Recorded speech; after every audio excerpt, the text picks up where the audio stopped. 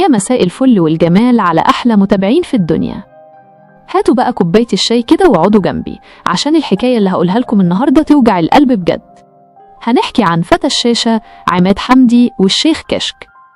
عارفين لما الواحد يبقى في عز الغنى والعز وفجأة الدنيا تديله ظهرها؟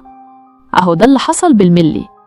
حكاية بتبين إن الأيام دوارة ومحدش ضامن بكرة مخبيله إيه اللي خلى الشيخ كشك يمسك عماد حمدي ينتقده في الدروس بتاعته؟ وإيه السر اللي مستخبي ورا فيلم المذنبون اللي خلى الدنيا تتقلب؟ النهاردة هنعرف كل اللي حصل من غير تجميل، وهنشوف إزاي نجم الدنيا كانت تحت رجله لقى نفسه في الآخر وحيد ومكسور والناس بعيدة عنه. قبل ما نفتح الدفاتر ونحكي المستخبي، انزلوا دلوقتي اعملوا متابعة واضربوا اللايك المتين، عشان دعمكم ده هو اللي بيخليني أدور وأجيب لكم الحقيقة اللي مفيش بعدها كلام. يلا بينا. بص يا سيدي، الحكاية بدأت إزاي؟ الشيخ كشك زمان ما كانش بيعرف الغيب ولا حاجة، بس كان لسانه زي السيف وشايف إن فيه لخبطة بتحصل. هو استغرب قوي وشاف إن فيه مبالغة لما لقى التلفزيون سايب هموم الناس ومشاكلهم ورايح يعمل هيصة كبيرة بمناسبة عيد ميلاد عماد حمدي. الشيخ كشك سأل سؤال يوجع في وسط الدرس بتاعه وقال: هو مين اللي بنحتفل بيه ده؟ هل هو حد من اللي حرروا الأرض؟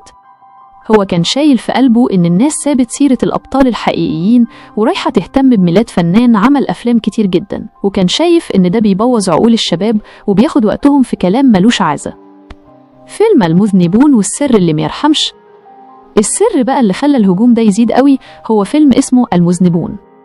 الفيلم ده لما نزل عمل دوشة ومشاكل لا تتخيلها، والشيخ كشك مسك في الفيلم ده بالذات عشان يتكلم على عماد حمدي. الشيخ قال بكلام يوجع: ده بيحتفلوا بعيد ميلاد عماد حمدي، وأشهرهم فيلم المذنبون اللي أخد عنه جايزة. الشيخ كان مفروس إن عماد حمدي بيتقال عليه بطل، وقعد يسخر منه في الخطبة ويقول إنهم بيحتفلوا بالبطل عماد حمدي، بطل حاطين واليرموك. كان شايف إن الأفلام دي هي اللي ضيعت الشباب وكانت سبب في إن حالنا يميل.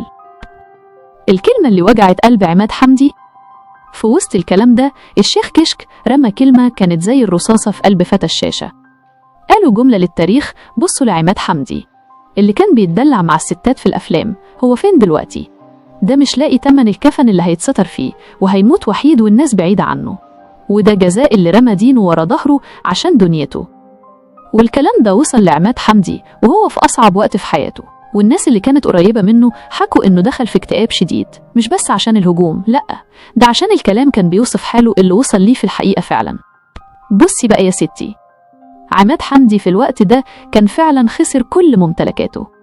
والسر اللي ناس كتير ما تعرفوش إنه عشان كان بيحب نادية الجندي بجد، حط كل قرش يملكه وكل تعب عمره في فيلم بامبا كاتشر عشان خاطرها، وكتب لها كل حاجة باسمها عشان يهرب من الضرايب ويأمن نفسه، بس في الآخر لقى نفسه على الحديدة. الشقة الكبيرة اللي في الزمالك راحت منه، ولقى نفسه فجأة قاعد في شقة صغيرة أوضة وصالة، والزمان اللي كان بيضحك له قلب عليه خالص. والكلام طلع صح في الآخر. عماد حمدي قضى آخر 8 سنين من عمره وهو مش بيشوف خالص ومحبوس في أوضته. ابنه نادر حكى بمرارة إن والده مات وحيد ومكسور، وما كانش معاه في جيبه وقت وفاته غير 20 جنيه بس. مات النجم اللي ملا الدنيا شهرة وهو مش لاقي تمن الدواء، وكأن كلام الشيخ كشك كان هو المشهد الأخير في حياته. دي كانت الحكاية بكل تفاصيلها، حكاية النجم اللي سكن القصور ومات وهو مش لاقي حد يطبطب عليه. الدنيا يوم ليك ويوم عليك، والدوام لله وحده. لو الحكاية لمستكم يا ريت تتابعوني وتعملوا اللايك المتين، وقولولي في الكومنتات تحبوا المرة الجاية أحكي لكم عن مين.